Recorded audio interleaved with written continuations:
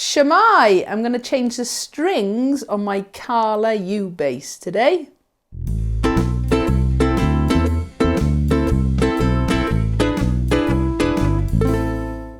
So, the Thunderbrowns, they're really, really nice strings. I put them on the Batking quite a while ago, and in some ways I really wish I put them straight on the Kala. Changing strings is never my favourite job anyway, and I've just said to my husband now, if you don't see me for a few hours, come and get me. Things could well have gone very wrong. Took a while to actually get these off the Batking, mainly because it was a bit of a faff getting them out through the body, but the main issue was on the Batking, they're quite cheap tuning pegs, and that takes a bit of getting used to after using nice ones, and in this case it took much longer because they were very, very, very stiff to turn at points. This is actually my first bass ukulele, the first one I bought. The strings on here are Aquila Thunderguts. They were put on by Neath Music before I bought it. Leighton is a bass player himself, and he's done a wonderfully neat job of doing this. I'm not sure I'm going to get it that neat. There are a couple of different ways of putting on strings. I'm not sure yet until I actually go and do it later. I did the tie method when I put the Thunderbrowns on the Batking. I'm going to see whether I can get it a bit neater on this one today. So we've got the Thunderbrowns ready to go here. They were an absolute nightmare to get off. Not the strings themselves, just the fact that the bass, the tuning pegs on the Batking was so much stiffer than these. These are tuning beautifully. So I'm just going to loosen the strings off for a second. Always make sure you turn the right way.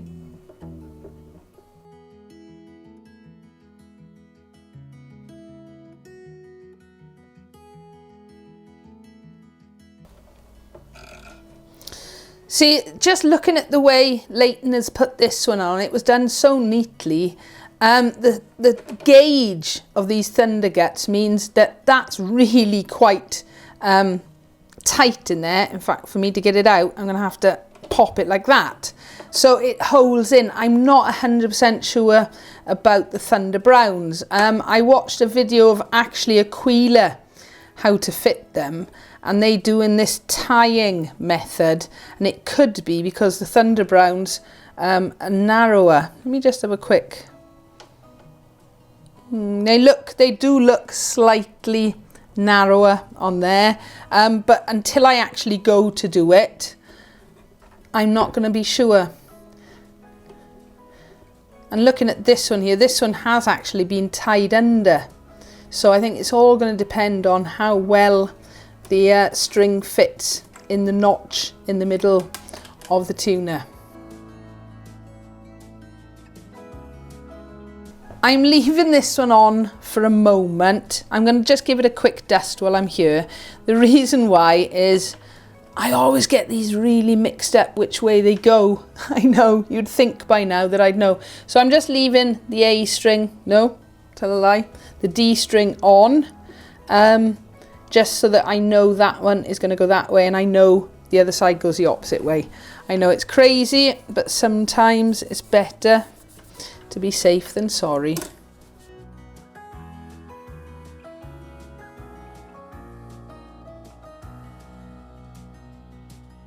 Okay, so we've got one string just left on for my own peace of mind at the minute. The beauty of these Kala U basses, or certainly this model of the era that it is, it has a really nice magnetic back cover. So it literally just pulls out like that. So I'm just going to put that safe out the way for a minute and have a quick look. Well, I say torch, obviously it's my phone. Right. So all I'm going to have to be careful of inside here is the wires that are running from the input jack on the bottom of the U bass when I'm pulling the string through. But it looks like there's plenty of room. Getting them back in, however, could be a different story. Right, let's see. I might just be able to pull it through, but if not, No, it's a bit tight. Being very careful with my pliers not to catch.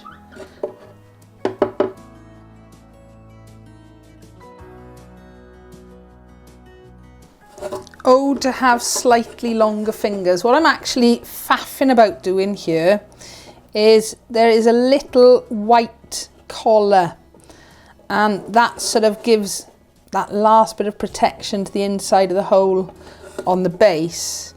And at the minute it's on the base rather than, there we go. You'll see it there now. Can you see there's a little white collar? Okay, that just stuck on the inside of the base. I wanted to make sure that came out with it with the string. Okay.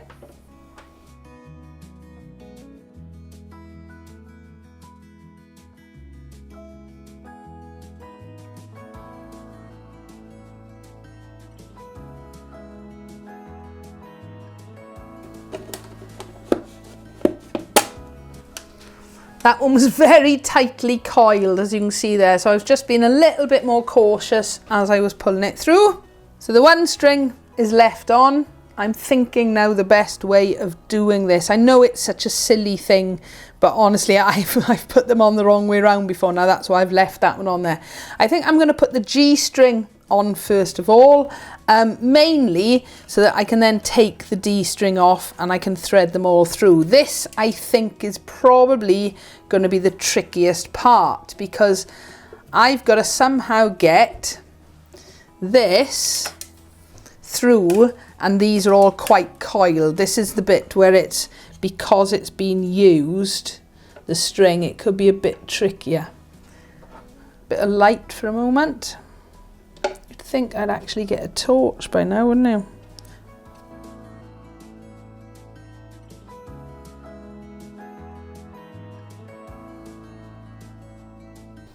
Now it's a bit of a faff. Sorry, I know you guys couldn't see that then, but basically it was just seeing how to get this through, because it's not very thick. But I don't want to sound too confident, but yeah, we haven't caught the wires. That was a bit easier than I actually thought it was going to be, because obviously they've already been on an instrument. So all I'm going to do for now is just go like this. I know it's definitely that way for a minute. I'll put it on properly and show you shortly. All right, so I just want that out of the way for a second. Big shout out to whichever subscriber told me about masking tape, the builder's version, the blue one. Obviously I went and got the purple. I just want to hold that on there for a second while I quickly whip this one out, and at least then I know which way the strings are going.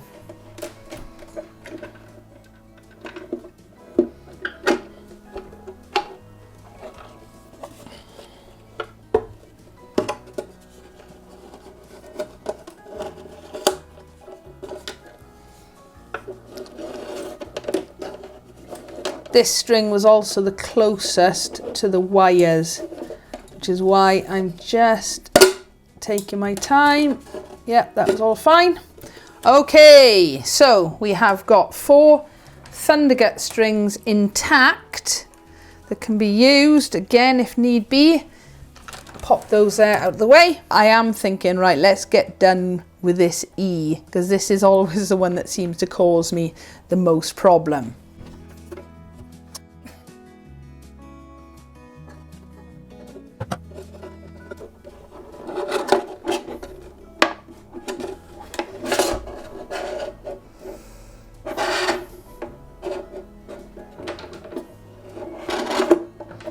So I'm going to put the 4 strings through first of all. I have been looking at the slot in the tuning head, because it is obvious there is a difference. This one is a thicker string, so I'm probably going to have to go with the tying method, which is a bit more complicated, but the first job I'll just carry on popping these through a minute. So we've got the A string next.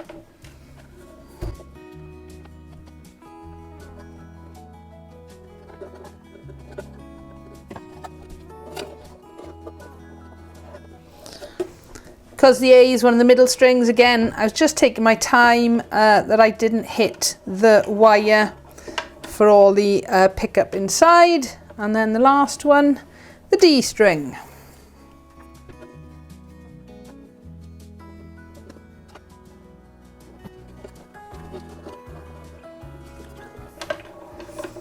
So that's the 4 string through. I've got to say that was actually a lot easier than I thought it was going to be, just because of all this coiling going on up here, but it was fine. Right, I'm going to start with the dreaded E string. So the first thing, obviously it's through the bottom, and I've got this sort of going at a horizontal across at the minute, and I'm going to try and get as much tension on the string as possible. This is how they say to do it on the Aquila site. So, and what I'm going to do is slot it through. This is where you need the arms of an octopus, like so, and then pull the tension around. Boom.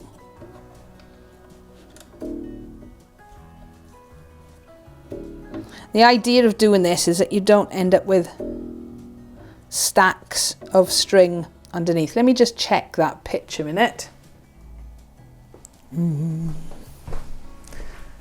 Down. So the idea is down. So I'm just trying to keep the E in my head. The idea is that you're getting so much tension through it at the minute that when you come to finish this bit here, we haven't got loads of extra string left over. So anyway, so we've gone across, we've gone in, we've roughly tuned it, then you come back up over the top and you come round like so. Okay, you make sure there's plenty of room, because I'm now going to go round, but this time I'm going to go underneath. Okay, so, and I pop it like that underneath the string.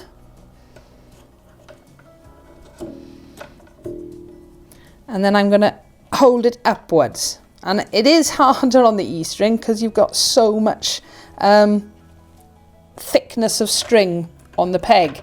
And at this point, hopefully, you can start to tune it. All right, and what happens is, with that knot, it should hold it quite nicely.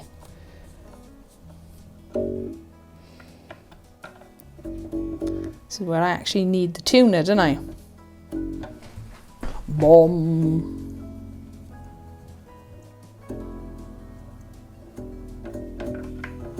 And in theory, that should be done. And you can see there isn't actually that much string around there, but there's a huge amount here. And this is why I never cut it when it was on the Batking, because I didn't know how much it would take when I swap it over. Okay, so I've tied the G and the E strings so they're resting underneath there to keep them out of the way a little bit.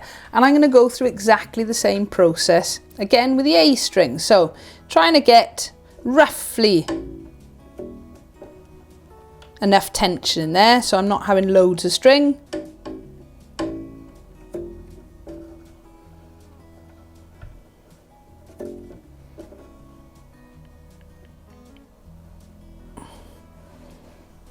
Okay, so I'm going to put it in the slot across to start with and try and keep the tension as much as possible.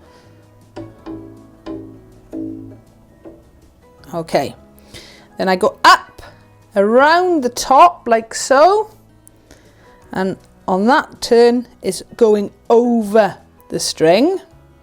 Then I'm going to go back around again, but this time it's going under the string, and that's hopefully where the knot comes into it. So you can see there, that's gone under, and then I'm going to pull it up like so and make sure I'm turning the peg the right way.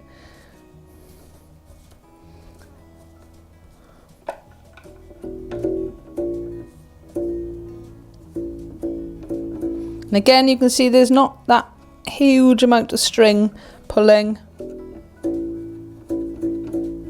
There we go, that's the A string done. Same principle, onto the D string this time. So I've got the slot going horizontally across.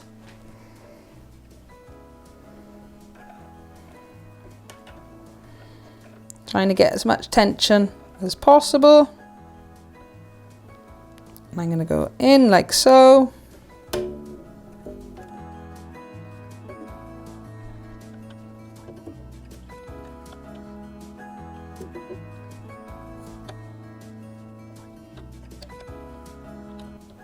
Underneath.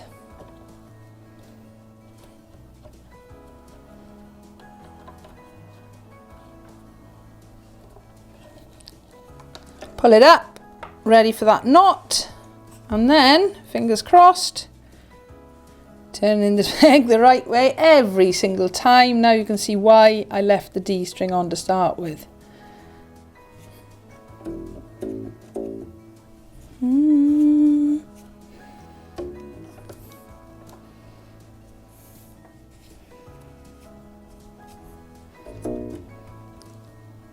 Now this is a perfect example. I've obviously not had the tension quite enough, so I've got to do a fair bit more turning. And we'll see if there's enough room on the peg for that spare string.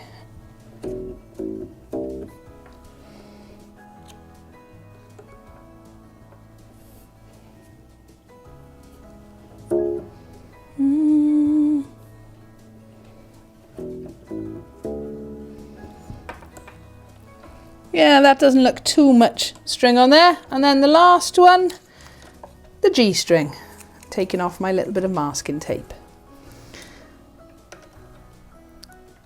There we are. So I'm straightening my peg like so.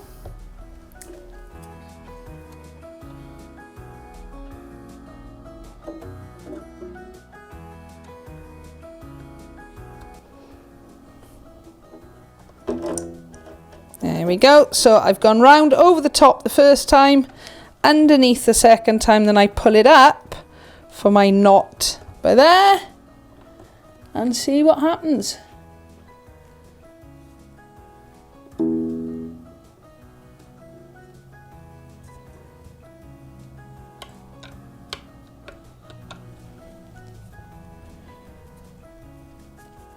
There we go.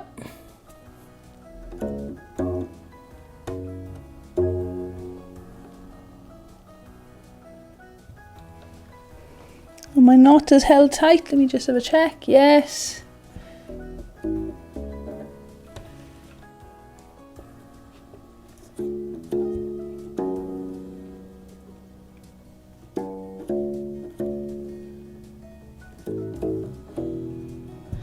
Okay, so far so good. There's 4 strings are on. The knots seem to be holding. Yeah, they're all good on there. Yeah, it's going to go out of tune a fair bit first of all. Right, swig of tea a minute.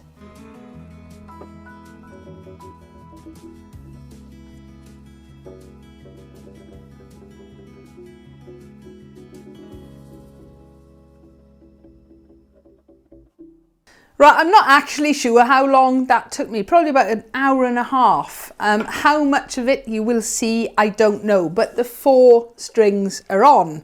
The hardest bit about it was actually taking these strings off the Batking just because of the tuning pegs. All of this was okay. There were a couple of moments where I sort of turned these the wrong way, but putting them back through the holes, through the back, which actually is still open at the minute, was easier than I thought it was going to be, considering these strings are used. And then I must have said it countless times during fitting the strings that really, to do this job, you need to be an octopus. You need at least 3 or 4 pairs of hands to get that tension right on the strings. Okay, I'm not sure how long it's going to hold in tune for at the minute, because like with all rubber strings on U basses and bass ukuleles, they do take a little bit of stretching. what I'm going to do now is go and have a quick cup of tea again, because my other one had gone cold. Then I'm going to come back, and as long as it's all settled and things, I'll be happy with this job. Okay, so the moment of truth. I've had a cup of tea. Need to put the strap back on. What I'm going to do now is very, very quickly make sure it's all okay. Tune it, plug it in, and just see if it's working. I'm not going to do much playing on it today now. I'm a bit shattered, if I'm brutally honest. Always a bit of a faff. Okay, all I want to do is plug it in, tune it, and just see if the pickup is still quite consistent. Audio, I'm just using my little wireless mic, so I don't know what sound will come out of it, but let's tune it to start with.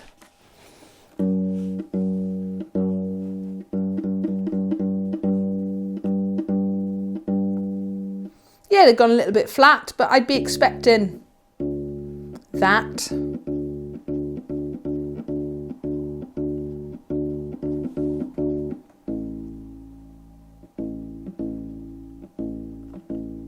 Obviously these strings have been on another bass as well.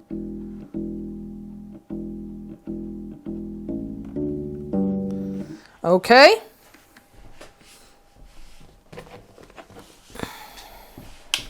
Oh, I do hope this works. I do love this bass. You know, the Fretless Batking is okay, but this one really has got such a nice tone on it generally. So, will I love the Thunderbrowns as much on this one?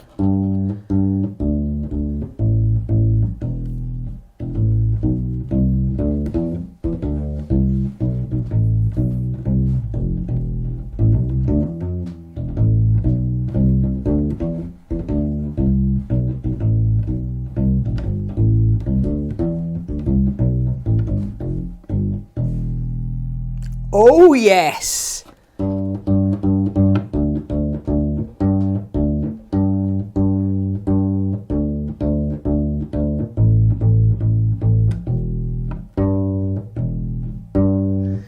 Yeah, the pickup seems to be working fine. I've never had an issue with inconsistent balance with the pickup and the different strings, but that seems to be a-okay.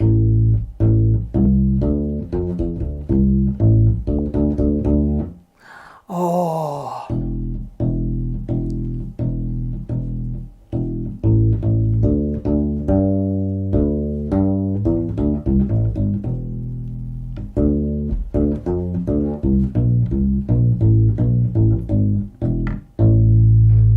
Right, that's enough, otherwise I'm going to get carried away. So, we've now got Thunderbrowns by Aquila on my Carla U bass, and there's just one more job I've got to do it. I never did it on the Fretless Batking. I keep calling it Fretless Batking. They're both fretless. On the Batking cheap bass ukulele, because as I said, the intention was never to keep these strings on there. I am going to cut them now. I'm that happy with them, which means basically I won't be able to take them off here and put them onto another bass. So, drum roll, well, bass roll. 1, 2, 3. And the final one. Oh, yes. It's not as neat as it was when Leighton had put the Thunderguts on here, but these have been tied on rather than just wound round. Wound round. So that's a good afternoon's work, I think. The Thunderguts taken off here, the Thunderbrowns taken off my Batking to put on here. That was much harder than I'd expected, whereas putting the Thunderbrowns on this one was actually much easier than I expected, because after all they'd already been on an instrument. So we can look forward to seeing more of this bass around again now with these lovely new strings on it. As always though, if you've got a comment or a question, please feel free, leave it below. Give us a like if you've enjoyed, and don't forget to subscribe so you don't miss out on new videos. Thank you for watching.